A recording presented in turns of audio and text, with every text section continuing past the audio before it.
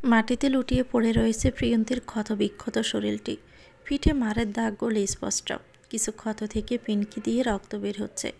শরীরটাকে নিয়ে বিছানা অবধি যাওয়ার শক্তিটুকু সে পাচ্ছে না, তাই নিথর শরীরটি সেখানেই পড়ে রয়েছে।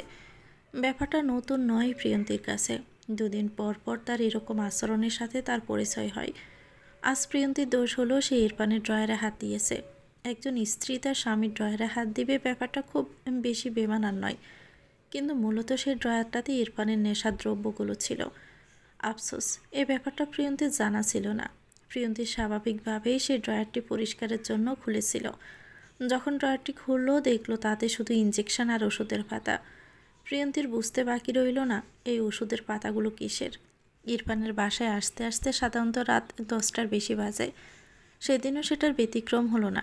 বাসায় ঢুকতে ঢুকতে খিটখিটে গলায় সে বলল, শালা জীবনটা আর ভালো লাগছে না, ইচ্ছে করে লাথি মেরে সব ফেলে দিই, এই পানি দাও তো। বলে গলা টাইটা খুলতে খুলতে সোফায় গা এলিয়ে দিল। পানির সাথে সাথে ইঞ্জেকশন এবং ওষুধের পাতাগুলো টি টেবিলের উপর রাখলো প্রিয়ন্তী। তীক্ষ্ণ দৃষ্টি প্রয়োগ করে প্রিয়ন্তী তাকে প্রশ্নবিদ্ধ করল, এগুলো কি ইরফান? ইরফান এক নিঃশ্বাসে পানির গ্লাসটা ফাঁকা করে ফেলল। তারপর গ্লাসটি টি টেবিলে রেখে ভাবলেশহীনভাবে বসে রইল। ইরফানের এই ভাবলেশহীনতা যেন একেবারেই মেনে নিতে পারল না প্রিয়ন্তী। সড়া গলায় বলল, চুপ করে আছো কেন? বলো এগুলো কি? বেশি প্যাশ করো না তো, ভালো লাগছে না। প্যাশের কি আছে? এইগুলো ড্রাগ ইরফান। তুমি তো এমন ছিলে না। তুমি কবে থেকে ড্রাগ নেওয়া স্টার্ট করেছ? তুমি আমার ড্রয়ারে হাত দিয়েছিলে?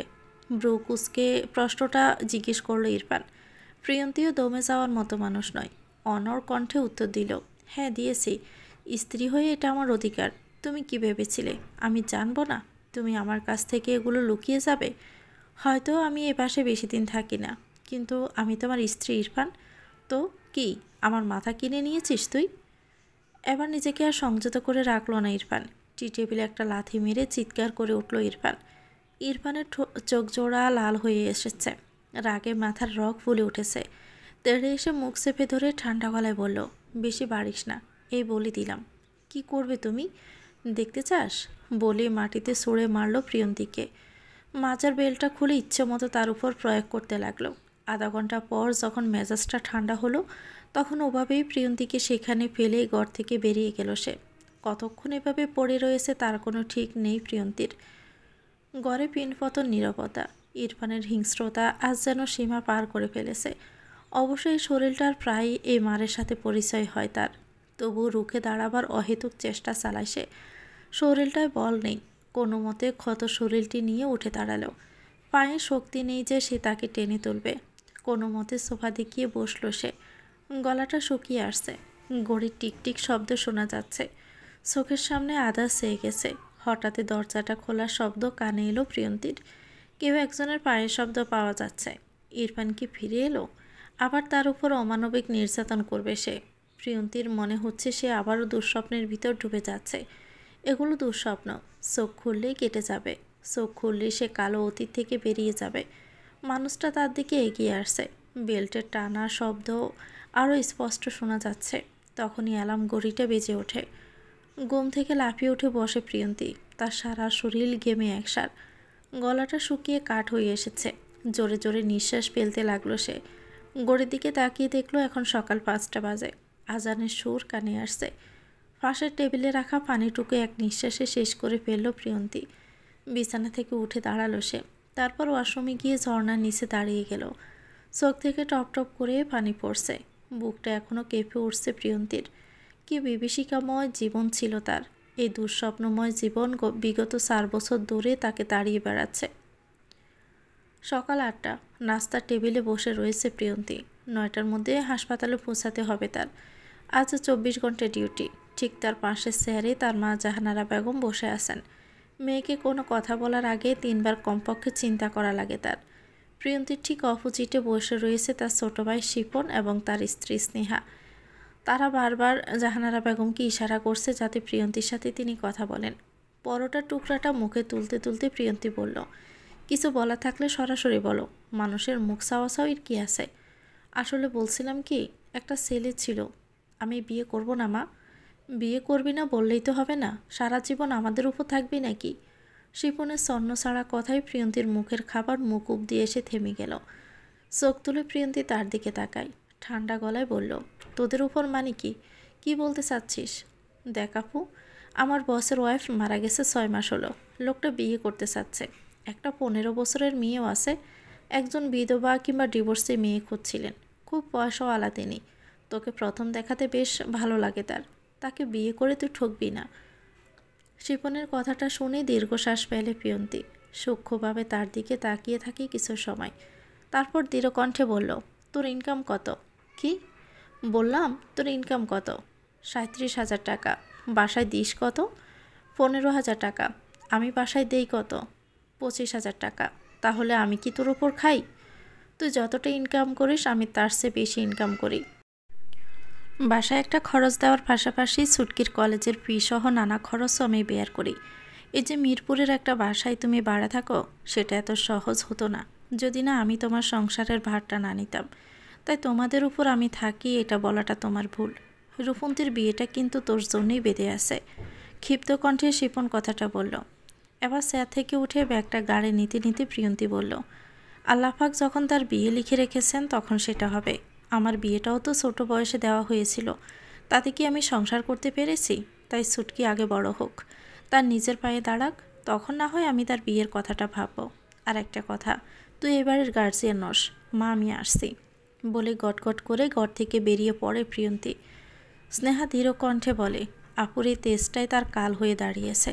সংসার তো আমরাও করি, এখন যখন একবার তার সংসার ভেঙে গেছে তবুও সে এই তেজটাই ধরে রেখেছে। এই বিয়েটা কত ভালো ছিল, এতে করে আপনার ছেলের বেতনটাও বেড়ে যেত, খোটাও দিবে অথচ সাহায্যও করবে না। আমাদেরও তো ভবিষ্যৎ আছে। জাহানারা বেগম কিছু বললেন না। বছরখানেক হয়েছে তার স্বামী শাহাদাত সাহেব মারা গেছেন। স্বামী বেঁচে থাকতে মেয়েটাকে কখনোই কোনো কথা শুনতে হতো না, তখন এমন সম্বন্ধ আসতো না। কিন্তু শাহাদাত সাহেবই রাজি হতেন না। মেয়েটার বয়স এখন 30-এ পড়েছে, বয়স বাড়তি, তাই এখন নানান কথা শুনতে হচ্ছে। তিনি চাইলে হয়তো তার ছেলে এবং ছেলের বউ দু কথা শুনিয়ে দিতে পারেন, কিন্তু তা তিনি করবেন না, কারণ তিনিও চান মেয়েটার বিয়ে হোক, তার জীবনে আরও একবার বসন্ত আসুক। কতদিন একাকত্বে জীবন কাটাবে সে? রিকশায় বসে রয়েছে প্রিয়ন্তী। জ্যামের কারণে রিকশা নড়ছে না 1 সেন্টিমিটারও। গড়িতে সময় পার হচ্ছে। হসপিটালে সিনিয়র মেডিকেল অফিসার সে, পেশাগত দিক থেকে একজন নিষ্ঠাবান ডাক্তার সে। আজ অবধি 1 মিনিট লেটের খাতায় তার নাম ওঠেনি, কিন্তু আজ হয়তো দেরি হবেই। সামনে একটা বিস্তার গণ্ডগোল হচ্ছে, একটা চোরকে ধুমাধার দেওয়া হচ্ছে। আজ সবাই তার কাজ পেলে হয় তাকে মারছে, না হয় মারে দৃশ্য উপভোগ করছে। হঠাৎই একজন যুবক বাইক থেকে নেমে গণ্ডগোলের ভিতর ঢুকলো, হাত নাড়িয়ে নাড়িয়ে সবাইকে শান্ত করল। মিনিট 10 পর গণ্ডগোলটা থেমে গেল, চোরটা ছেড়ে দিল সবাই, আর সেই যুবকটা ছেলেটার কলা ধরে কোথাও নিয়ে গেল। ধীরে ধীরে জ্যামটা খুলল। আজ এতদিনের রেকর্ডটা ভেঙে গেল প্রিয়ন্তীর। রিক্সা চড়া শুরু করলো। গন্তব্য AS হসপিটাল। ড্রেসটা চেঞ্জ করে নিজের ডেস্কে গিয়ে বসলো প্রিয়ন্তী। হঠাৎ একজন নার্স এসে তাকে জানালো, ম্যাডাম, একজন আহত রোগী এসেছেন। এত তাড়াতাড়ি? আচ্ছা চলেন। ওয়ার্ডে যেতে চোখ ছানা পড়া প্রিয়ন্তীর। আহত রোগী আর কেউ নয়, মার খাওয়ার সেই চোরটি। নিজের কৌতূহলকে দমিয়ে রেখে প্রিয়ন্তী তার ট্রিটমেন্ট শুরু করে। চিকিৎসার মধ্যেই তাকে জিজ্ঞেস করে প্রিয়ন্তী, তোমার সাথে কি কেউ এসেছে? আমি এসেছি ওর সাথে। কথাটা কানে আসতে পিছনে ঘুরে তাকায় প্রিয়ন্তী। পিছন ফিরতে দেখে একজন নেভি ব্লু কালারের শার্ট এবং কালো জিন্স পরিহিত একজন যুবক তার সামনে দাঁড়ানো। যুবকটির উচ্চতা কম করে হলেও 6 ফুট হবে। দেখতে শ্যামবর্ণের, চুলগুলো বেশ কায়দা করে স্টাইল করা, চোখে চশমা, দেখতে একজন নিতান্ত সুদর্শন ভদ্রলোক বলে মনে হচ্ছে। রাস্তাতেও চেহারা না দেখতে পারলেও এই ছেলেটাই যে চোরটাকে ধরে নিয়ে গিয়েছিল সেটা বুঝতে বাকি রইল না প্রিয়ন্তীর। চোখ জোড়া সরু করে ব্রুজুগল কুচকে দৃঢ় কণ্ঠে বলে, আপনি ওর সাথে? জি। কি হন রোগীর? আমি ওর বড় ভাই। ও, রোগী টেস্ট করতে হবে, ইন্টারনাল ব্লিডিং হচ্ছে কি না একটু দেখা লাগবে, আর হাত হয়তো ফ্র্যাকচার হতে পারে, এক্সরেতে বোঝা যাবে, না হলে একটা সিটি স্ক্যান করাতে হবে। নিচে গিয়ে ওকে অ্যাডমিট করিয়ে দিন। ঠিক আছে। আপনার নাম? জি। রেফারেন্সের জন্য ডাক্তার প্রিয়ন্তী আহমেদ। কথাটি শোনা মাত্রে কেন যেন না বলেই পিছনে ঘুরে হাঁটা দেয় ছেলেটি। এতে প্রিয়ন্তীর একটু আতে লাগে। একেই আজ সকাল থেকে মেজাজটা বিগড়ে আছে। উপরে ছেলেটার এমন ব্যবহার যেন কিছুতেই হজম হলো না প্রিয়ন্তীর। এত অভদ্র মানুষ হয়, ভদ্রতার বালাই নেই। এক কিশোরের বড় ভাই, পোশাক আশাক দেখে বোঝার জন্যই লোকটা এত ধুরন্ধর। তাই আর সংযম না রেখে পেছন থেকে বলে ওঠে, শুনুন। জি, কিছু বলবেন? ছেলেটি পিছনে ফিরে একটু কর্কশ কণ্ঠে কথাটা বলতেই প্রিয়ন্তী বলে উঠল, ফ্যাশনটা সবার আগে, তাই সোর্স অ্যাসর না দেখে আমি চিকিৎসা শুরু করেছি। চিকিৎসা হয়ে গেলে যথারীতি থানায় ফোন করব আমি। আহত হলেও মানুষটির পেশা তার জীবনে প্রভাব ফেলে। একটু আগেই না বললেন তাকে হাসপাতালে থাকতে হবে? হ্যাঁ, পুলিশের সাথে আমি সেভাবেই কথা বলে নিব। আচ্ছা, তবে আমি বলছি, যতক্ষণও ঠিক না হচ্ছে ওখানেই থাকুক। লোকটার কথার ভঙ্গিমা এমন যেন কোনো থানার ইন্সপেক্টর। প্রিয়ন্তীর মেজাজটা অত্যাধিক খারাপ হতে লাগলো, কিন্তু তার মাঝে নিজেকে ঠান্ডা করে দৃঢ়কণ্ঠে বলল, আপনি কি নিজেকে পুলিশ ভাবছেন? আপনার পোশাক আশাক দেখে বোঝার উপায় নেই যে আপনি ওর ভাই। নিজের ভাইকে এভাবে চুরির শিক্ষা দেওয়াটা বোধহয় কোনো বড় ভাইয়ের দায়িত্ব নয়। আপনিও কি তবে এই লাইনের? দেখুন, আপনি ভুল বুঝছেন। আমি ঠিকই বুঝছি। আমার ধারণা আপনি নিজেই ওকে দিয়ে এই কাজগুলো করান। সুমাইয়া, একটু থানায় ফোন দাও তো। আরে আজীব মহিলা তো আপনি। আমি নিজেই পুলিশ, আপনি কাকে ফোন দেওয়াচ্ছেন? ছেলেটার কথা শুনে তাচ্ছিল্যের স্বরে প্রিয়ন্তী বলে, ও তাই নাকি? এটা কি বাংলা সিনেমা? এক ভাই পুলিশ তো আরেক ভাই চোর। পাজলামি করছেন আমার সাথে? আপনাকে তো সবার আগে জেলে পড়া উচিত। এই সুমাইয়া, থানায় ফোন করো। প্রিয়ন্তীর হুঙ্কার কণ্ঠের আদেশ পালন করতে বাধ্য হলো নার্স সুমাইয়া। প্রিয়ন্তীকেও বোঝানোর অসাধ্য চেষ্টা চালিয়ে যাচ্ছে। সামনের যুবক এবং সোর্স ছেলেটি, কিন্তু কে শুনে কার কথা? একে হয়তো বলা হয় এক জায়গায় রাগ, অন্য জায়গায় মেটানো। নিজের টেবিলে বসে রয়েছে প্রিয়ন্তী, মুখটা লজ্জায় নিচু হয়ে রয়েছে। তার ঠিক অপর পাশে বসে রয়েছে যুবকটি এবং দুজন পুলিশ অফিসার।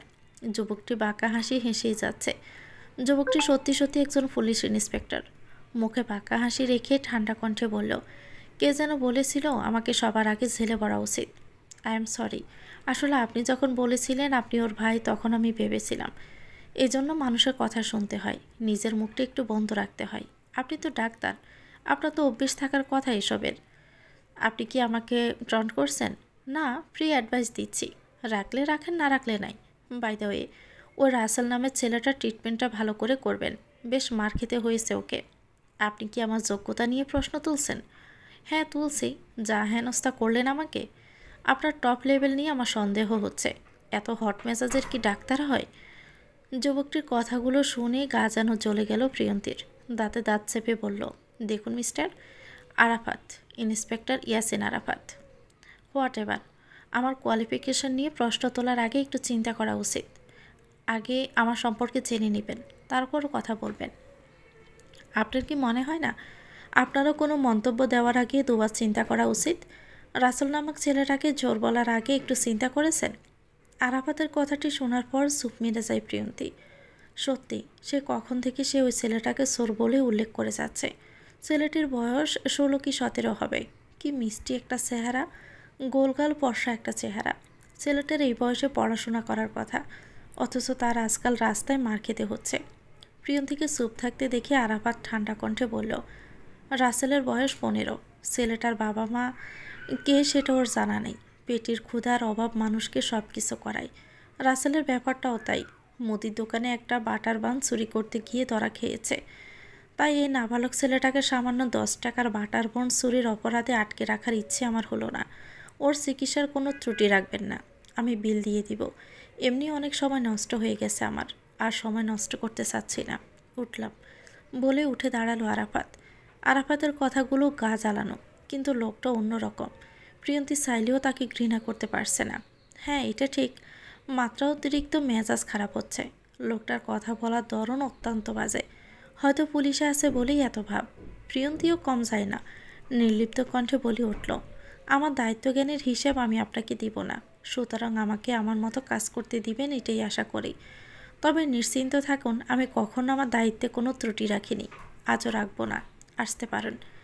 আরাফাত এক দৃষ্টিতে প্রিয়ন্তীর দিকে কিছুক্ষণ তাকিয়ে থাকলো, তারপর পকেটে হাতখানা গুজে গটগট করে বেরিয়ে গেল প্রিয়ন্তীর রুম থেকে। আরাফাত বেরিয়ে গেলে স্টেথোস্কোপটা গলা থেকে নামিয়ে চেয়ারে হেলান দিয়ে বসলো প্রিয়ন্তী। ঘড়ির কাঁটা 11টা সুই সুই। এই লোকটা তার 2 ঘন্টা সময় নষ্ট করেছে। এরকম কখনোই হয়নি তার সাথে। একটা লোকের সাথে প্রথম দেখাতে একেবারে ঝগড়া হয়ে যাওয়ায় এটা তার সাথেই প্রথম হলো। তবে মনে শান্তি লাগছে। লোকটার মুখের উপর উচিত জবাব দিয়েছে সে। 5 মিনিট রেস্ট করে আবার রাউন্ডে যেতে হবে। ব্যস্ততায় ভালোই, অন্তত বুকের চাপা কষ্টগুলো চাপাই থাকে, মাথার উপর সরে বসে না। রাত 8টা। বারান্দায় দাঁড়িয়ে রয়েছে আরাফাত, হাতে সিগারেট। উত্তরের বাতাস লোম খাড়া করে তুলছে। মাছটা পোষে শেষের দিকে বাহিরের শূন্য দৃষ্টিতে তাকিয়ে সুকটান দিতে ব্যস্ত আরাফাত। ব্যস্ত শহরটাকে দেখতেও আলাদা মজা, প্রায় এই সময়টা উপভোগ করে সে। কিন্তু আজকে একটা অদ্ভুত ঘটনা লক্ষ্য করলো। তার ভালো লাগছে না ব্যস্ত শহর দেখতে। বারবার সকালে ঘটে যাওয়া ঘটনাগুলো মনে হতে লাগলো। এই 27 বছরের জীবনে এমনটা তার সাথে প্রথম হলো। তাকে কেউ অহেতুক কারণে জেলে ভরতে চাইল, তার সাথে ঘন্টা ধরে ঝগড়া করল, কিন্তু সেই নারীটি তার মস্তিষ্কে জেঁকে বসে রয়েছে। অনুভূতিটা বিরক্তিকর নয়, কিন্তু সুখময়ও নয়। আরাফাত বুঝতে পারছে না তার কী করা উচিত। প্রিয়ন্তী আহমেদের চেহারাটা কিছুতেই মাথা থেকে ঝাড়তে পারছে না। শীতের পরিমাণ বেড়েছে, এখনও ফাল্গুনের ছোঁয়া আসেনি ঢাকা শহরে। হয়তো এ কারণেই মাথাটা জমে রয়েছে, ঠান্ডার সাইড ইফেক্ট হয়তো। আরাফাতের দৃষ্টি বাহিরের দিকে, কিন্তু মাথায় একটা নাম ঘুরপাক খাচ্ছে, প্রিয়ন্তী আহমেদ। হঠাৎ রেলিংয়ের উপর থাকা মোবাইলটা বেজে উঠল। ভাবনার সাগর থেকে বেরিয়ে সিগারেটটা নিভিয়ে মোবাইলটা রিসিভ করলো সে। রিসিভ করতে একটা মিষ্টি কণ্ঠ কানে এলো তার। হ্যালো, আসসালামু আলাইকুম আরাফাত সাহেব। ওয়ালাইকুম আসসালাম, জি বলুন। আমি এসএ হসপিটাল থেকে ডাক্তার প্রিয়ন্তী আহমেদ বলছিলাম। আপনি কি একটু হাসপাতালে আসতে পারবেন? কেন বলুন তো? একটু ইমার্জেন্সি, রাসেল ব্যাপারে। একটু আসতে পারবেন? প্রিয়ন্তীর কণ্ঠে উদ্বিগ্নতা ছিল, তাই আরাফাতও দেরি না করে সম্মতি জানিয়ে ফোনটা রেখে দিল। রাসেলের কিছু কি হয়েছে? চিন্তা জড়িয়ে মাথায় জেঁকে বসলো। কোনো সময় নষ্ট আর না করে ছুটল হসপিটালে। চিন্তা মাথা বন্ধ বন্ধ লাগছে।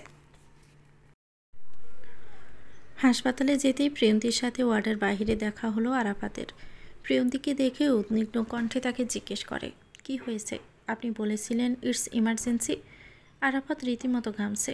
পৌষের থরথর কাঁপুনিময় শীতে তার কপাল বেয়ে গাম গড়িয়ে পড়ছে। গলার স্বর কাঁপছে, চুলগুলো এলোমেলো হয়ে রয়েছে, যেন জ্বরের বেগে ছুটে এসেছে সে। প্রিয়ন্তী এক নজরে তাকে পর্যবেক্ষণ করে দৃঢ় কণ্ঠে বলে, আপনি আগে একটু শান্ত হন। ও ঠিক আছে তো? ও আলহামদুলিল্লাহ ভালো আছে। আমার সাথে আসুন, কিছু ব্যাপারে আপনার সাথে কথা বলার আছে। আরাফাত কিছুক্ষণ চুপ থেকে নিজেকে শান্ত করে। রাসেল নামক ছেলেটির প্রতি একরকম মায়া সৃষ্টি হয়ে গেছে। লোককথিত আছে আর্মি পুলিশদের কোনো দয়া মায়া থাকতে নেই, কিন্তু না চাইতেও রাসেলের প্রতি এক প্রকার টান তৈরি হয়ে গেছে আরাফাতের। একটু শান্ত হওয়ার পর আরাফাত প্রিয়ন্তীর পিছু পিছু তার ডেস্কে যায়। সে চেয়ারে বসলে প্রিয়ন্তী দৃঢ় কণ্ঠে বলে, আমরা কিছু টেস্ট করেছি। ওর বাঁ হাতে প্রচণ্ড ব্যথা। প্রথমে ভেবেছিলাম হাড় ভেঙেছে হয়তো, যেভাবে মার খেয়েছে এটা খুব স্বাভাবিক, কিন্তু সিটি স্ক্যানের পর খেয়াল করলাম ওর হাত ভাঙেনি, কিছু লিগামেন্ট ছিঁড়ে গেছে এবং ওর হাড়ের কাছে একটা টিউমার আছে, সেটা বাড়ছে, প্রতিনিয়ত বাড়ছে। আমি রিপোর্টসগুলো আমাদের কনসালটেন্ট ডাক্তার শোভিক চ্যাটার্জিকে দেখিয়েছি। উনি কিছু টেস্ট দিয়েছে। টেস্টগুলোর উপর ভিত্তি করে আমরা ফার্দার স্টেপ নিব। যেহেতু ওর কোনো গার্ডিয়ান নেই, সেহেতু আপনার সাথে কথা বলাটা জরুরি ছিল। যদি টিউমারটা অপারেট করা যায় তাহলে আমরা বলবো অপারেশন করাতে। অপারেশন করলে কি ও সুস্থ হয়ে যাবে? আশা রাখছি। আসলে টিউমার ক্যান্সার ব্যাপারগুলো খুব সেন্সিটিভ, আর বয়সটাও ছোট। চিকিৎসাগুলো ব্যয়বহুল। একজন অচেনা মানুষের জন্য এতটা ব্যয়বহুল চিকিৎসা কি আপনি করাতে রাজি? আপনি প্লিজ টাকা নিয়ে চিন্তা করবেন না, বাচ্চাটা বেঁচে উঠুক, আমি সেটাই চাই। আরাফাত নির্লিপ্ত কণ্ঠে অকপটে কথাটা বলল। প্রিয়ন্তী তার মুখের দিকে চেয়ে আছে। আজকাল মানুষ এমন হয়? 21 শতাব্দীতে এসে এমন হাতেম তাইয়ের মতো মানুষ দেখতে পাওয়াটাও কোনো মিউজিয়ামে সংরক্ষিত 1000 বছর পুরনো ডাইনোসরের হাড়ের মতো দুর্লভ ব্যাপার। প্রিয়ন্তীর কানকে বিশ্বাস করতে পারছে না, তাই আবারও জিজ্ঞেস করলো, আপনি কি ওর চিকিৎসা করাতে চান? এটা কিন্তু ব্যয়বহুল চিকিৎসা। আমি মানে কালা নই ডাক্তার সাহেবা।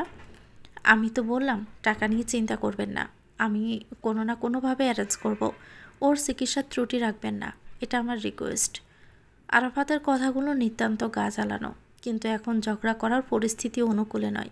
তাই ছোট একটি নিঃশ্বাস ছেড়ে প্রিয়ন্তী বলল, ঠিক আছে, তাহলে কালকে সকাল 10টার দিকে উপস্থিত থাকবেন। স্যার রাউন্ডের পর আপনার সাথে কেসটার ব্রিফিং দিবেন। আপনি থাকবেন না? জি না, আমার 9টায় ডিউটি শেষ। আমি এখান থেকে 9:15-তে বেরিয়ে যাই। ও, রাসেলের সাথে একটু দেখা করা যাবে? কালকে সকালে করুন। এখন তো আসলে ভিজিটিং আওয়ার নয়, কিছু রুলস আমাদের ফলো করতে হয়। বেশি না, 5 মিনিট নিব প্লিজ। 5 মিনিট। আরাফাতের আকুতি ভরা আবদারটি কেন যেন ফেলতে পারল না প্রিয়ন্তী। তাই বাধা না দিয়ে রাসেলের সাথে কথা বলার সুযোগ করে দিল আরাফাতকে। আরাফাত একটি কৃতজ্ঞতাময় হাসি দিয়ে স্যার থেকে উঠে দাঁড়ালো। লোকটা হাসলে মন্দ লাগে না। একটু চ্যাটাং চ্যাটাং কথা ব্যতীত লোকটাকে অপছন্দ করার কোনো কারণ খুঁজে পেল না প্রিয়ন্তী। আরাফাত যখন রাসেলের বেডের কাছে গেল, তখন রাসেল বসে বসে স্যালাইনের ক্যানোলা খোঁজাখুঁজি করছে। আরাফাত এসে পাশে বসতে সে তার কাজ বন্ধ করে একেবারে ভদ্র ছেলের মতো মাথা নিচু করে বসে রইল। রাসেলের এরূপ কাজ দেখেও মুচকি হাসি দিয়ে আরাফাত বলল, কিরে, এখানে ভালো লাগছে না? না, সেইটা না, এখানে সবাই খুব যত্ন নেয়। ওই সুন্দরী ডাক্তার আপাটা তো অনেক ভালো, আমারে চকলেট দিছে। আর এইখানে খাওয়ানোর চিন্তা নেই। ওর এখানা শুধু একটা সমস্যা, বয়ে থাকুন লাগে। এত সুবিধা পাচ্ছিস, একটু অসুবিধাতে কিছু যায় আসে না। এখন শরীরটা কেমন লাগছে? বেদনা আছে, তবে এখন কম। বিকেলবেলা সেই ঘুম দিছিলাম, তার আগে ওরে ব্যথা। ঘুম থেকে ওঠার পর একটু কমছে। ও, ঠিক হয়ে যাবে। আর ওইসব কাজ করবি না, তাহলেই হবে। আমি আজকে উঠি, নয়তো তো সুন্দরী ডাক্তার আপা আমাকে পিটাবে। কালকে আবার আসবো, এখন রেস্ট কর। বলে উঠতে নিলে রাসেল আকুতিময় কণ্ঠে ডেকে ওঠে, ভাইজান, কিছু বলবি? আপনি খুব ভালো মানুষ। কতটা টাকা যাইতাছে আপনার? আমার কিছু নাই, তবে সাইরা উঠা আমি আপনার নিকট কাম করাম। এই দেনা তো শোধ করণ লাগবে। রাসেলের কথাটা শুনে কেন যেন চোখের কোণটা ভরে এলো আরাফাতের। কিন্তু পুরুষের নাকি কাঁদতে নেই, আর পুলিশের তো একেবারেই বারণ। তাই ধমকে স্বরে বলল, সেটা নিয়ে তোর ভাবতে হবে না, আমার পাওনা আমি আদায় করে নিতে পারবো।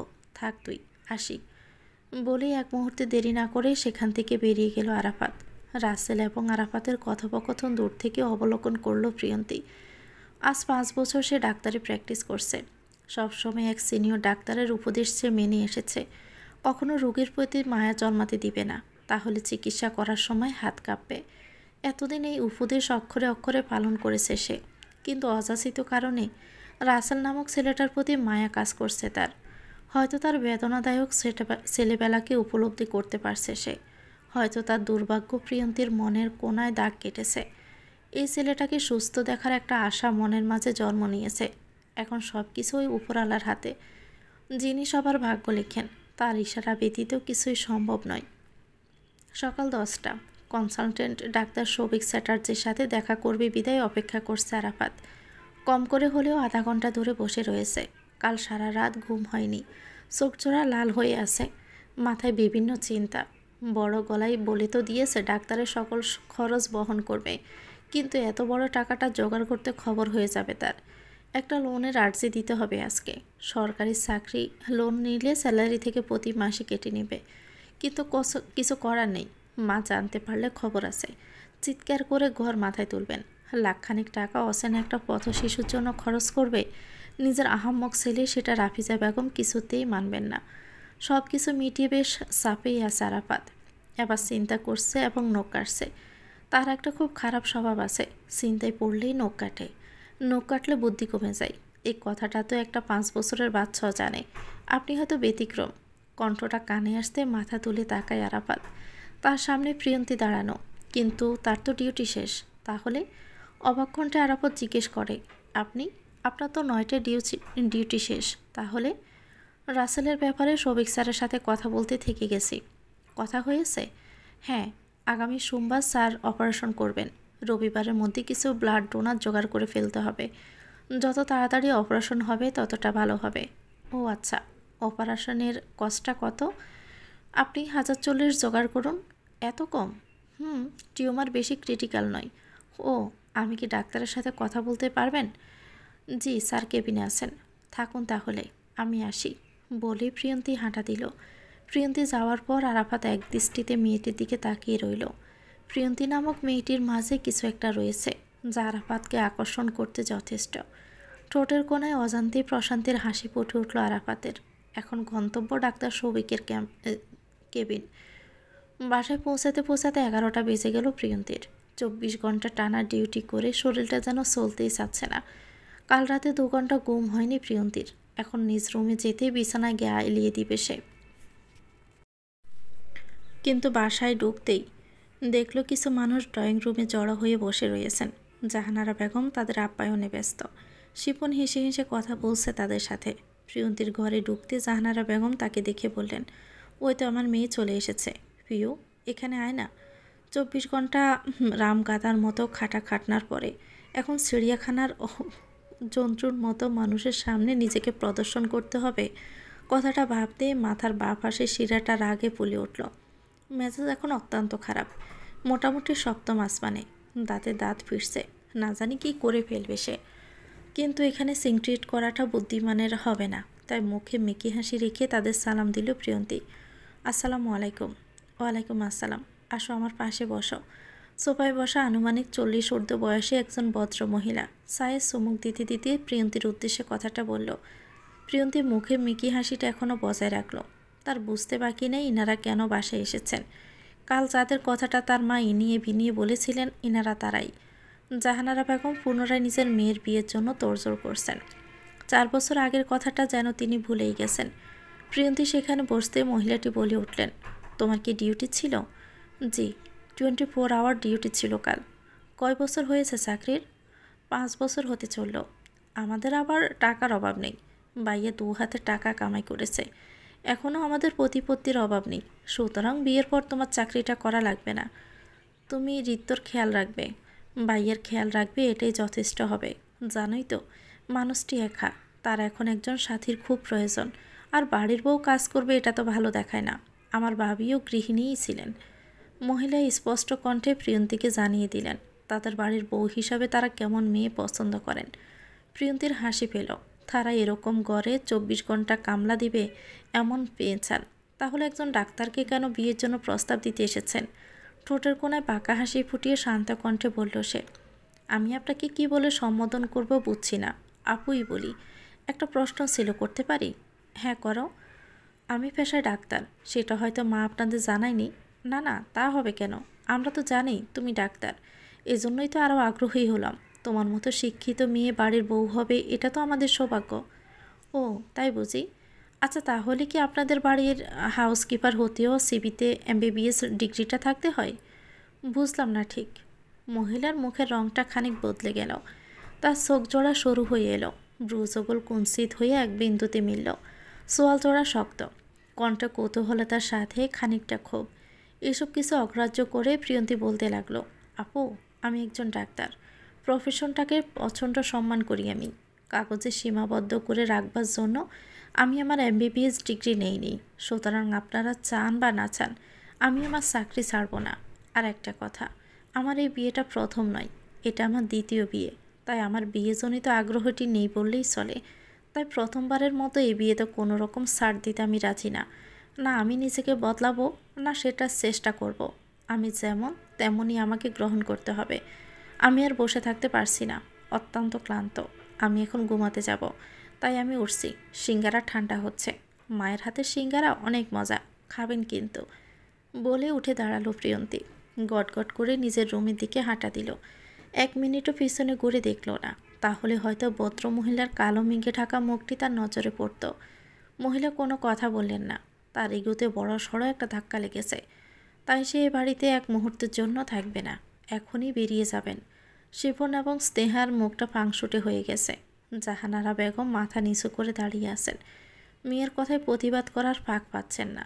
মেয়ে তার দিক থেকে কোনো ভুল কথা বলেনি। প্রথমবার বাবা মার সম্মান রক্ষার্থে যতটা ঝড়-ঝাপটা সহ্য করেছে সেটা মুখে বলার মতো নয়। কিন্তু মেয়েটার বিয়েটা তো দিতে হবে, আর ছেলের সাথে তার আমরণ থাকতে হবে। জাতাকলের মাঝে এরকম ফিরছেন তিনি। কেউ যদি এমন হতো যে প্রিয়কে ঠিক তার মতো করে ভালোবাসত, তাহলে হয়তো মেয়েটার জীবনটা এমন ফ্যাকাশে হতো না। ব্যাগটা টেবিলে রেখে বিছানায় বসলো প্রিয়ন্তী। আবহাওয়া ঠান্ডা, এটা জ্বরের পূর্বাভাস। ড্রয়িং রুমে যা যা এসেছে তারপর একটা শান্তির ঘুম সে দিতে পারবে সে গুরুবালি। দরজায় কড়া নাড়লেই তার বুঝতে বাকি রইল না কে এসেছে। ঠান্ডা কণ্ঠে বলল, ভিতরে আয়। ওখানে ওটা কি হলো? তীব্র গতিতে ঘরের ভিতর এসে শিপন ক্ষিপ্র কণ্ঠে কথাটা বলল। তার ক্ষিপ্রতাকে অগ্রাহ্য করে বলল, কি করেছি? ওখানে বেয়াদবি না করলে হতো না? আমি কোনো বেয়াদবি করিনি। আমার যেটা ঠিক মনে হয়েছে আমি সেটা করেছি। তুই রীতিমতো বেয়াদবি করেছিস। তুই আসলে বিয়েটা কীভাবে বেচতে দিবি সেটাই তোর মাথায় ছিল। এ বিয়েটা যতই ভালো হোক না কেন তুই করবি না, এটাই হলো সত্যি। আসলে এর মাধ্যমে আমার একটু প্রমোশন হতো, এটা তো সহ্য হলো না। তো সমস্যাটা কী আপু? তোদের সমস্যাটা কী? একরকম চিৎকার করে উঠল প্রিয়ন্তী। এতক্ষণ সব চুপ করে সহ্য করেছিল, কিন্তু আর নিজেকে আটকে রাখতে পারল না। ক্ষিপ্ত কণ্ঠে বলে উঠল, আমাকে একদণ্ড শান্তি দিতে তোদের কী লাগে? কী লাগে? হ্যাঁ, 4 বছর আগে তুই কি বাচ্চা ছিলি? জানতিস না কিছু? আমি কতটা ভঙ্গুর অবস্থায় এখানে এসেছিলাম তো জানা ছিল না? আমি একটু নিশ্চিন্তে শ্বাস নিতে চাই শিফন। তোদেরটা খাইও না, পড়িও না। নিজের শরীরের উপর দিয়ে কি যায় আমি জানি, তার মাঝে আমি ডিউটি করি, নিজেরটাও সাথে মানুষেরটাও, যাতে কয়টা টাকা বেশি পাই। তাতেও তোদের কাছে আমি বোঝা হয়ে গেছি, তাই না? কোথায় ছিলি তুই যখন দিনের পর দিন আমাকে মেরে রক্তাক্ত করে ফেলে যেত? কোথায় ছিলি তুই যখন টাইফয়েডের মধ্যে আমাকে একটা ঘরে একা একা পড়ে থাকতে হতো? স্বামী থাকতেও না থাকার মতোই ছিল। কোথায় ছিলি তুই যখন সব কিছু সহ্য করার পরেও তাকে অন্য কারোর সাথে আমার দেখতে হয়েছে? তুই তখন কোথায় ছিলি? আমি দিনের পর দিন অ্যান্টি ডিপ্রেশনের ওষুধ খেয়ে পড়ে থাকতাম। কোথায় ছিলি তুই? তুই না আমার ভাই? এখনই বেরিয়ে যা আমার ঘর থেকে, যা বের হ। একরকম ধাক্কা দিয়ে রুম থেকে বের করে দিল প্রিয়ন্তী তাকে। 4 বছরের ক্ষতগুলো যেন জীবন্ত হয়ে উঠেছে। ক্ষত থেকে টুপ টুপ করে রক্ত পড়ছে। এই রক্ত কেউ দেখতে পারবে না, এটা তো শুধু অনুভব করার ব্যাপার। ইরফান নামক কালো অধ্যায়টা এখনও এমন একটা অধ্যায় যার দ্বার ঘেঁষতেও ভয় লাগে এখনও প্রিয়ন্তীর। চোখটা বুঝতে 4 বছরের পুরনো স্মৃতিগুলো চোখের সামনে ভেসে উঠল। সেদিন ছিল এপ্রিলের 15 তারিখ। দিনটি প্রিয়ন্তী এবং ইরফানের পঞ্চম বিবাহবার্ষিকী। হাসপাতাল থেকে ছুটি নিয়েছিল প্রিয়ন্তী। পঞ্চম বিবাহবার্ষিকী বলে কথা। ইরফান বলেছিল আজ সারাটা দিন হবে শুধু তার এবং ইরফানের, কিন্তু অফিসের কাজের জন্য সকালেই বেরিয়ে পড়েছিল সে। সকাল গড়িয়ে দুপুর, দুপুর গড়িয়ে বিকেল, বিকেল গড়িয়ে সন্ধ্যা হতে চলল, কিন্তু ইরফানের ফেরার নাম নেই। তাই প্রিয়ন্তী ভেবেছিল ইরফানকে একটা সারপ্রাইজ দিলে হয়তো মন্দ হয় না। যেমন ভাবা তেমন কাজ। তৈরি হয়ে রওনা দিল ইরফানের অফিসে। সে তো জানতো না সেখানে তার সম্মুখীন হতে হবে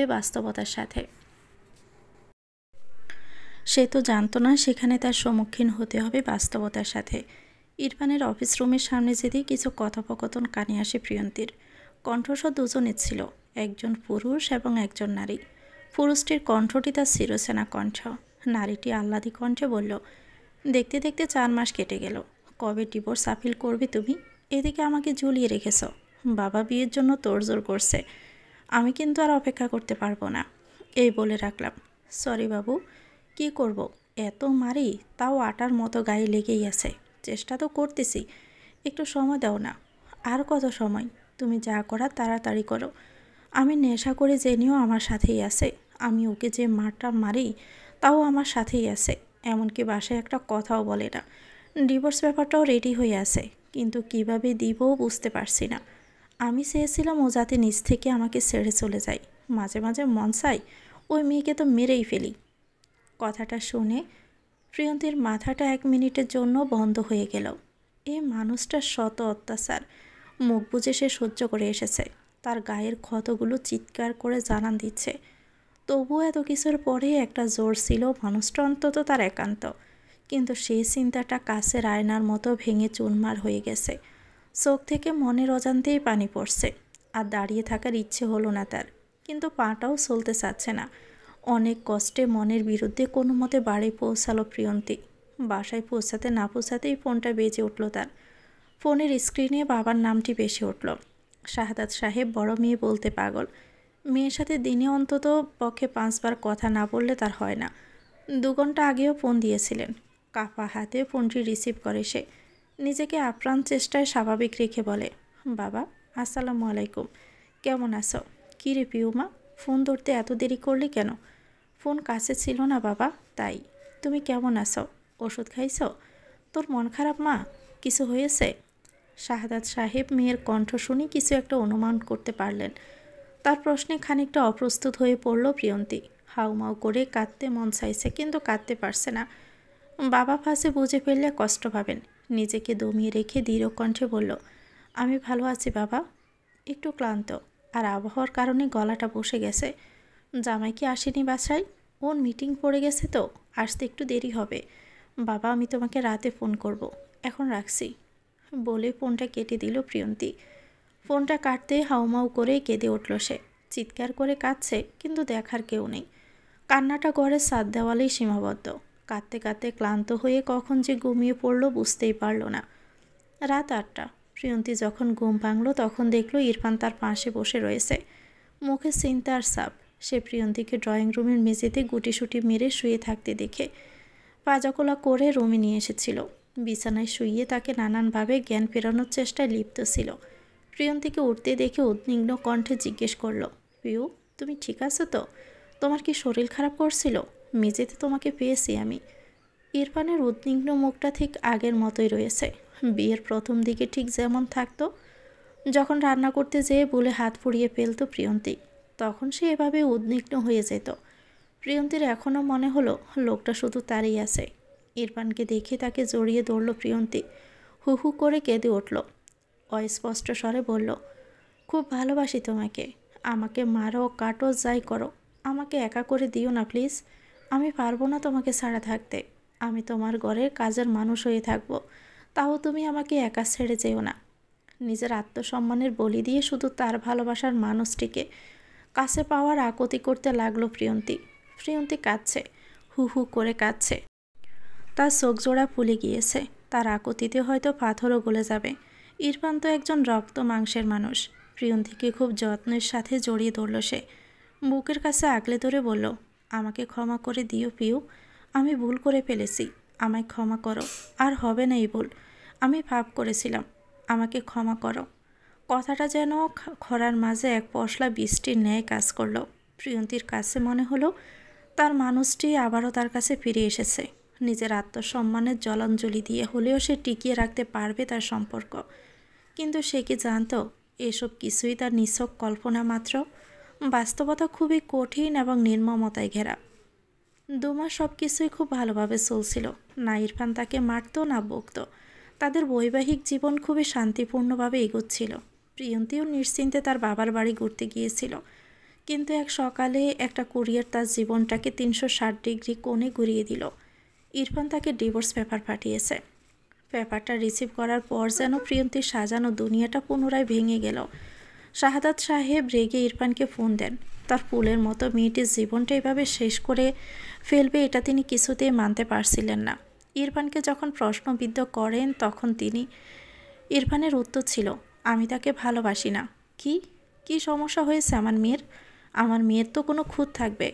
আপনার মেয়েকে ভালো লাগে না, আর আপনার মেয়েকে তো মেরে ফেলিনি, এটাই আপনার ভাগ্য ভালো।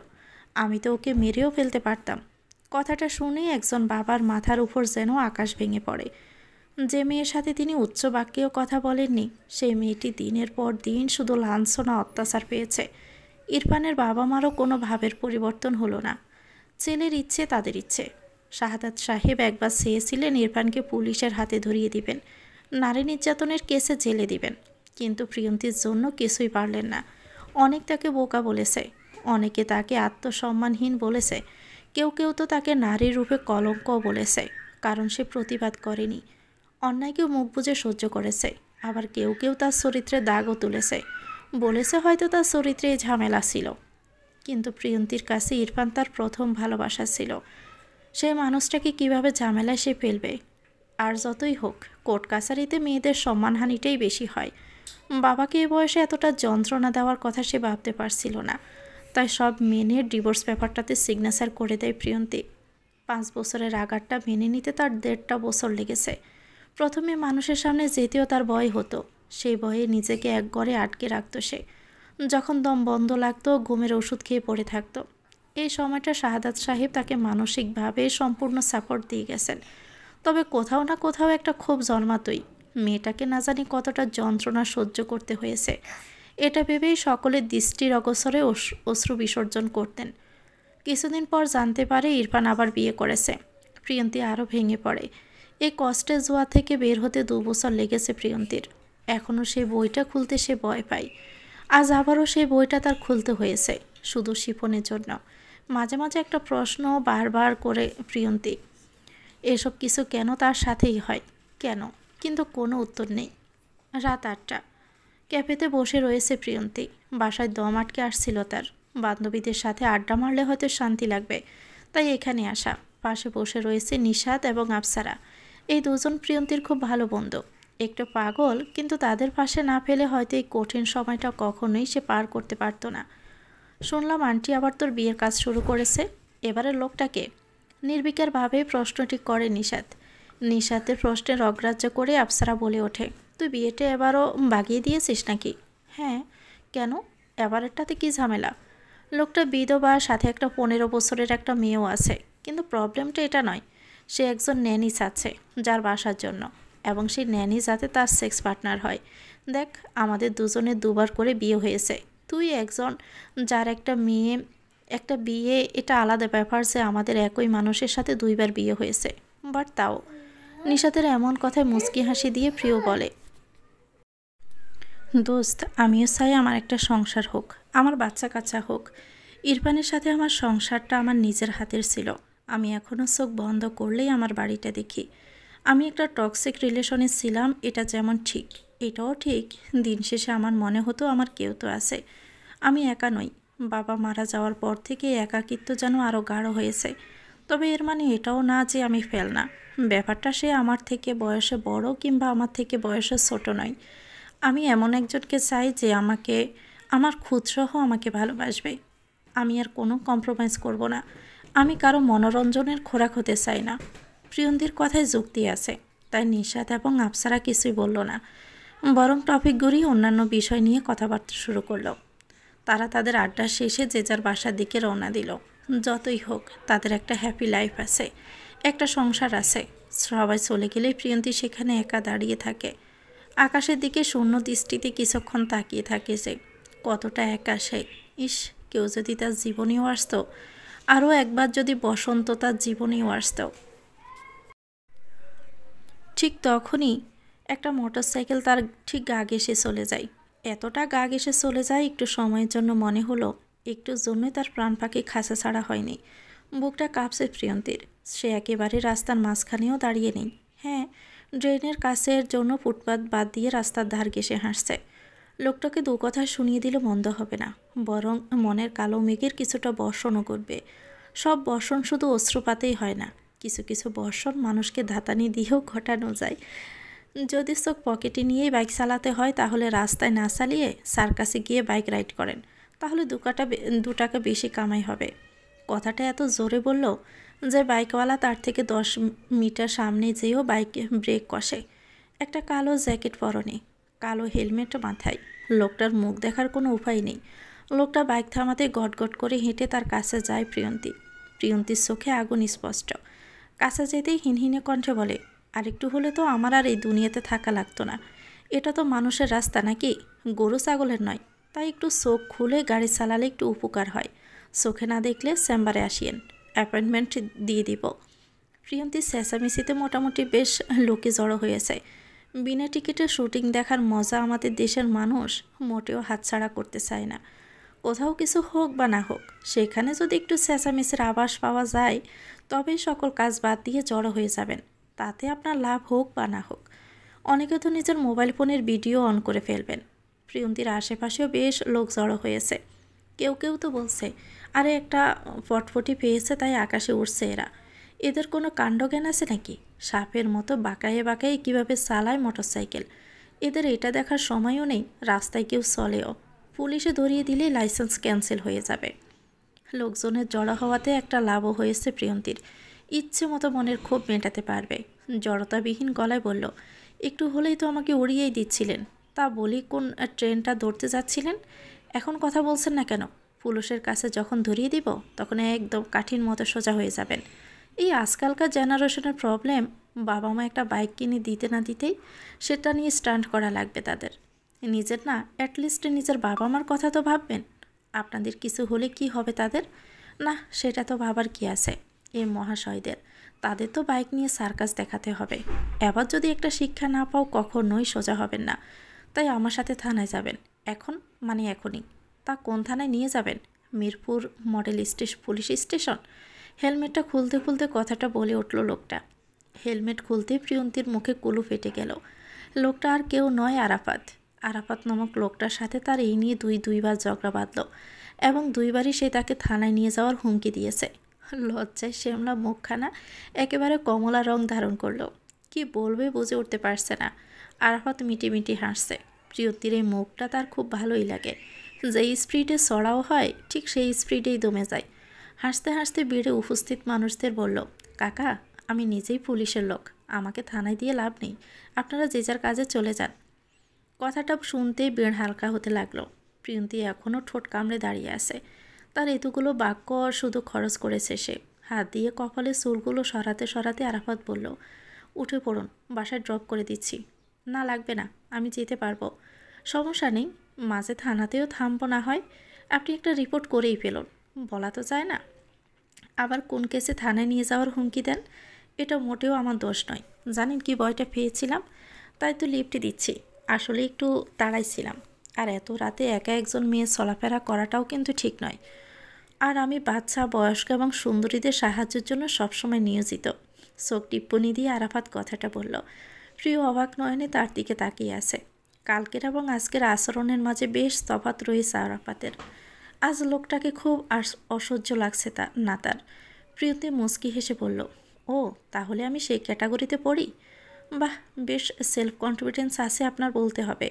আমি তো আপনাকে সুন্দরী বলিনি, আমি নিজেও সুন্দরী বলিনি। তাহলে বয়স্ক? আমি তো বয়স্কদের মধ্যে পড়ি। এখন 30 বছরের নারীকে আপনি কচি খুকিদের মাঝে তো ফেলবেন না নিশ্চয়ই? প্রিয়ন্তী বেশ সাবলীলভাবে কথাটা বলল। আরাফাত এক মুহূর্তের জন্য একটু চুপ মেরে গেল। চোখ জোড়া সরু করে কিছুক্ষণ দেখে নিল প্রিয়ন্তীকে। শ্যামবর্ণের সিপসিপে গড়নের একজন নারী।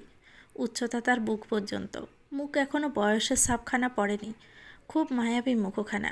তাই বয়সের আন্দাজটা করতে পারেনি আরাফাত। নিজের বোকামিতে নিজেই হেসে উঠল সে। মুখে একটা অমায়িক হাসি টেনে বলল, উঠে পড়ুন ডাক্তার সাহেবা, রাত 9টা বাজে, রোডটা সেফ নয়। আসলে অনেক রাত হয়েছে, এখন সিএনজি পেতে আরও দেরি হবে। তাই বেশি কথা না বলে রাজি হয়ে গেল প্রিয়ন্তী। একটু দূরত্ব রেখে মোটরসাইকেলে সে বসলো। ব্যাপারটা বেশ খুঁটিয়ে লক্ষ্য করল আরাফাত। ভাবলো হয়তো বিবাহিত, তাই হয়তো পরপুরুষের সাথে বসতে অস্বস্তি বোধ করছে।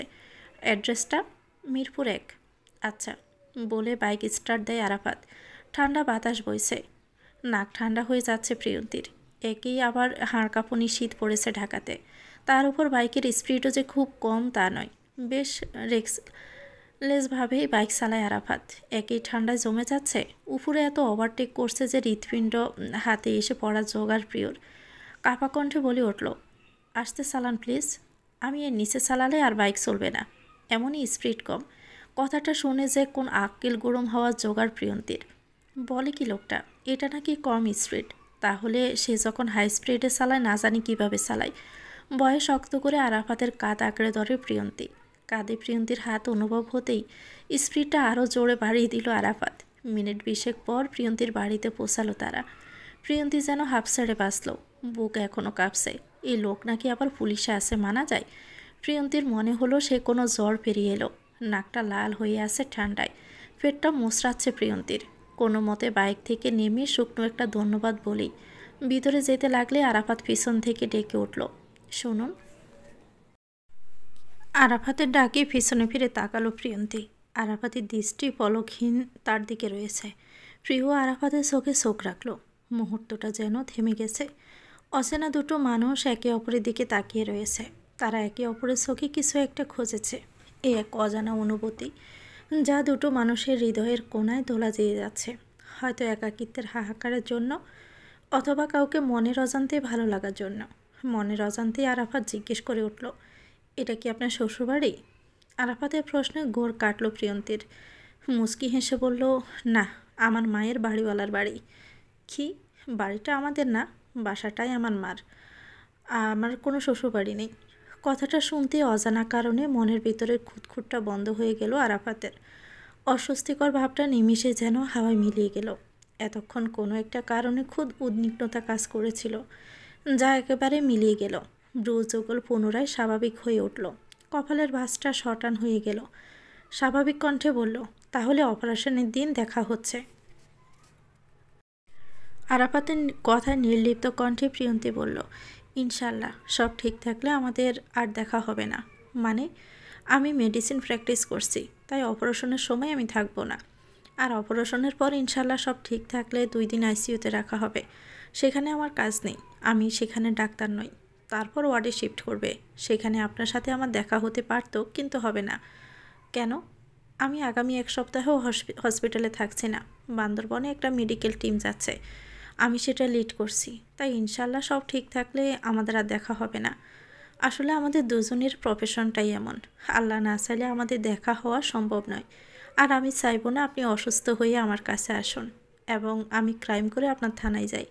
প্রিয়ন্তীর কথার যুক্তি আছে, মেয়েটার মাঝে কোনো জড়তা নেই। কি সুন্দর করে কথাটা বলে দিল যুক্তি দিয়ে। তবু আরাফাতের মনটা যুক্তি মানতে চাচ্ছে না। জগরুটে মেয়েটার নানা মহিলাটার সাথে ঝগড়া করতেও একটা আলাদা অনুভূতি। এই অনুভূতির উৎস কিংবা কারণ আরাফাতের জানা নেই। সে আপাতত জানতেও চায় না। ইনফ্যাচুয়েশন বলে একটা জিনিস আছে, এটা সেটা হওয়ার সমূহ সম্ভাবনা রয়েছে। আর এই 27টা বছরে বোধ হয় হওয়ার পর থেকে এমন অকপটে মানুষ খুব কমই দেখেছে সে। তাই হয়তো ক্ষণিকের আকর্ষণ, মুখের কোণায় হাসি অথচ চোখের কোণায় বিষাদের ছাপ, এমন মানুষকে জানাতে বা চাওয়ার কারণ বিজ্ঞান অন্তত দেয় না। প্রিয়ন্তী ছোট করে বলল, আসি, সাবধানে যাবেন। আপনার ফোন নাম্বারটা দেওয়া যাবে? আরাফাত এক মুহূর্ত দেরি না করে প্রশ্নটা করলো। প্রিয়ন্তী অবাক চোখে তাকিয়ে আছে। লোকটা এমন অকপটে প্রশ্ন করবে এটা যেন চিন্তারও বাহিরে। তার নিশ্চিন্ত হওয়ার জন্য আবার প্রশ্ন করলো, জি ইনশাল্লাহ, সব থাকলে নাম্বারটা লাগবে না। কিন্তু বলা তো যায় না, সব কিছু ভালো নাও থাকতে পারে, তখন ফেরা খেতে হবে। তাই আগ থেকে নিয়ে রাখছি। আর ডাক্তারের নাম্বার নেওয়া কোনো ক্রাইম নয়, আর পুলিশের নাম্বারটা রাখা ডাবল সেফটি। আরাফাতের কথাটা শুনে খিলখিল করে হেসে দেয় প্রিয়ন্তী। কিছু মানুষ আছে যাদের উপর মেজাজ খারাপ হয়, যাদের কথা শুনে গায়ে জ্বালা ধরে, কিন্তু তাদের সাথে কথা বলে মনটা পুরপুরে হয়ে যায়। অনেকটা থেরাপির মতো কাজ করে ব্যাপারটা। আজ সারাদিনে যত বিরক্তিগুলো ছিল, এই বিগত আধা ঘন্টায় দূর হয়ে গেছে প্রিয়ন্তীর। নিশাত কিংবা আফসারার সাথে আড্ডা মেরেও মনের মাঝের কালো মেঘগুলো সুরাহা করতে পারছিল না প্রিয়ন্তী। হয়তো আজকের মেঘগুলো খুবই গাঢ় ছিল। আরাফাত এক নজরে প্রিয়ন্তীর দিকে তাকিয়ে আছে। বইতে পড়েছিল, যে নারীর হাসি সুন্দর সে সত্যি মায়াবতী। আজ প্রমাণ পাচ্ছে। এই নারীটিকে গতকাল খুব বিরক্ত লাগছিল, কিন্তু এখন পৃথিবীর সব থেকে মায়াবতী লাগছে। গোড়টা গাঢ় হচ্ছে, গন্তব্য অনিশ্চিত, এটা তার মন জানে। তবু এই গোরে স্বইচ্ছায় ডুবে যাচ্ছে। মনকে শাসন করে দিতে হবে, এটাই তাদের শেষ দেখা জেনেও মায়া জড়াতে চাইছে। প্রিয়ন্তী হাসি থামিয়ে নিজের কার্ডটি দিল আরাফাতকে। আরাফাতও মানিব্যাগ থেকে নিজের কার্ড বের করে প্রিয়ন্তীকে দিল এবং সযত্নে প্রিয়ন্তীর কার্ডটি মানিব্যাগে রেখে দিল। বলা তো যায় না, ভাগ্যের মোড় মানুষকে কোথায় নিয়ে যায়। আপনি মানুষটা অন্যরকম, ভাগ্যে থাকলে ইনশাল্লাহ দেখা হবে, বলে হাতটি বাড়িয়ে দিল আরাফাত। প্রিয়ন্তী হাত মেলাতে মেলাতে বলল, আই উইশ আমাদের প্রফেশনালি মিটিংটা না হোক। তাদের কাছে মনে হচ্ছিল এটা তাদের শেষ দেখা, কিন্তু উপরওয়ালা মুচকি হাসি হাসছেন, কারণ কাহিনী তো মাত্র শুরু, এখনও অনেকটা পথ চলা বাকি। মাস পেরিয়ে ফাল্গুনের মাঝ বরাবর এসে ঠেকেছে। কে বলবে এই বছর হাড় কাঁপুনি ঠান্ডা পড়েছিল। গরমে গাম গড়িয়ে দিচ্ছে প্রকৃতি। বসন্ত নাকি প্রকৃতিতে সাজানো ঋতু। এই ঋতুতে প্রকৃতি নতুন সাজায় নিজেকে সাজায়। বাংলাদেশে তা একেবারেই উল্টো।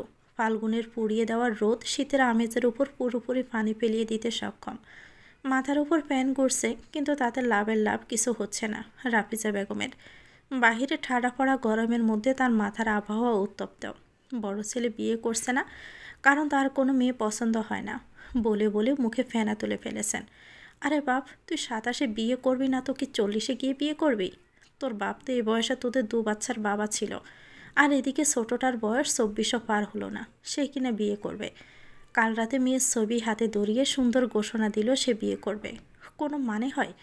বসার ঘরে বসে রয়েছেন রাফিজা বেগম, সামনে মেয়েটির ছবি। মেয়েটির নাম নাকি রূপন্তী, আর সাথে সাথে রূপন্তী নামটা কি যায়? মেয়েটার ছবিতে অবশ্য তাকে মন্দ লাগছে না। হলদেটে সাদা চেহারা, গোলগাল মুখ, বাচ্চা বাচ্চা চেহারা ধরন। বয়স নাকি 21-এ ঠেকেছে। বাবা সরকারি চাকরিজীবী ছিলেন, মারা গেছেন বছরের বেশি হয়েছে। সরকারি কর্মকর্তা হয় ঘুষখোর, নয় হয় কিপটা। কিন্তু সমস্যাটা সেটাও নয়। সমস্যা একটাই, তার ছেলে এখনও বেকার। আর এই মেয়ে ব্যতীত সে বিয়েই করবে না। সে নাকি মেয়েটাকে ভালোবাসে। এই ভালোবাসা কী রে? তাদের সময় তো এসব ভালোবাসা টালোবাসা ছিল না। রাফিজা বেগমের মাথা দপ দপ করছেন। ছেলে তার একরোখা দুইটাই, যা বলবে সেটাই সত্য বচন মানতে হবে। আরাফাত তাও কথা শুনে, আরশাদ তো 2 ডিগ্রি উপরে, সে মোটামুটি সময় দিয়ে দিয়েছে। আজ বিকেলে মামলা ডিসমিস করে আসামি খালাস দিতে হবে। চিন্তায় মগ্ন ছিল রাফিজা বেগম। ঠিক তখনই তো ভিউয়ার্স, গল্পটির নাম হচ্ছে আবারও বসন্ত। লিখেছেন মুশফিকা রহমান মৈথি। এটা গল্পের প্রথম অংশ। পরবর্তী অংশ পেতে চ্যানেলটিকে সাবস্ক্রাইব করে আমাদের সাথে থাকবেন। ভিডিও ভালো লাগলে একটি লাইক দিয়ে দিবেন, কমেন্ট করে জানাবেন কেমন লেগেছে। আল্লাহ হাফেজ, আসসালামু আলাইকুম।